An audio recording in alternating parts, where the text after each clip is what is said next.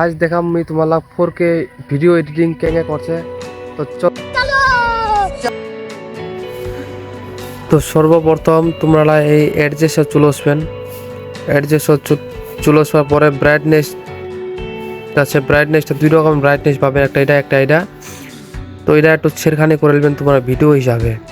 আমি ছেড়খানি করে লেছি, দেখালো এটা একটু কমাই দিন প্রথম কাটটা, আর ইয়ার পরেরটা একটু বাড়াই দেওয়া হবে। তো বাড়াই দিছো, আপনি দেখালো তোমার ভিডিওর হিসাবে অ্যাডজাস্ট করে নেবেন।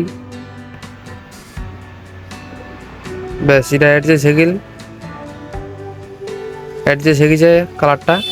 এবারে আর আরও কিছু কালার বাকি, সব কিছু তুলনায় ট্রাই করে দেখে নেবেন। এই জিনিসটা একটু তোমরা ছেড়খানি করে নেবেন, এটা একটু কমাই দিবেন, কারণ বেশি করে দিলে একটু বেশি ভালো লাগবে না। শার্পনেসটা 50 রাখবেন, 50-45, তারপরে ওটায় 50-45 রাখবেন। তারপর কালারলা তোমার একটু অ্যাডজাস্ট করে নেবেন তোমার হিসাব মতো, কালারলা একটু অ্যাডজাস্ট করে নেবেন।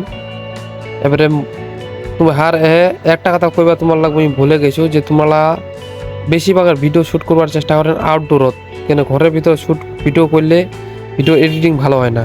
আর ভারত ভিডিও যদি তোমরা বানান তো ভিডিওর এডিটিং মস্ত হচ্ছে ঘরে।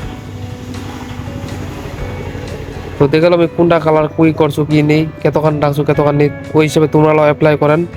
তোমরা ভিডিও 4K কোয়ালিটি হয়ে একদম সেম মোর মতন।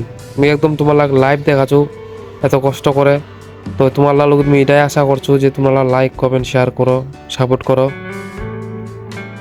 তোমরা তো অনেক ভিডিও দেখাচ্ছেন, কিছু মোরা ভিডিও দেখো। প্রত্যেকটা কালার তোমরা একটু অ্যাডজাস্ট করে দেখবেন যে কোনটা কালার অ্যাডজাস্ট করলে তোমার ভিডিওখানের কোয়ালিটি ভালো লাগছে, ওই হিসাবে তোমরা ট্রাই করতে রইবেন।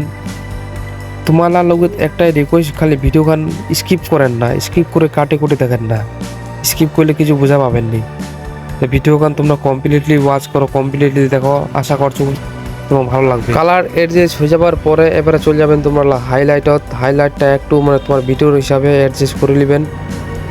আমি মোর ভিডিওর হিসাবে অ্যাডজাস্ট করে লাসু। তারপরে তোমরা ভিডিওখান ট্যাপ করে একটু স্ক্রল করবেন, স্ক্রল করার পরে এতে দেখবেন যে তোমার নয়েজ নামে একটা অপশন রয়েছে, যে তোমার ভিডিওখানের বাহারা যেটা আওয়াজ ছিল ওইটা হাটে যাবে। তো ওইটা ক্লিক কোনো তোমার বন্ধ রবে, মোরা বন্ধ আছে, এটা চালু করে দিবেন। চালু করে দেওয়ার পর ভলিউমটা একটু খালি বাড়াই দিবেন, এই ভলিউমটা, তাহলে তোমার ভিডিওখান কমপ্লিটলি এডিটিং হয়ে গেল। এই ভলিউমটা আমি বাড়াই দিচ্ছি, তোমার লাগতে গায়ে দিচ্ছি মোর ভিডিওর হিসাবে। তোমার ভিডিও হিসাবে অ্যাডজাস্ট করে নেবেন ভলিউমটা। ব্যাস ভিডিও কমপ্লিট হয়ে গেল।